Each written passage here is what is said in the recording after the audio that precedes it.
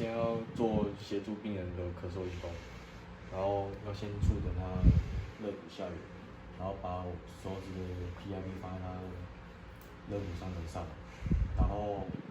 做之前要先确认病人会正确的腹式呼吸和连续吐气，然后先请他吸吐3次，找到他的呼吸的节奏，之后在第4次的时候请他吸饱气，然后憋气，然后下压之后顺势咳出来。好，现在吸吐吸吐吸气吐，好，吸到饱，憋气。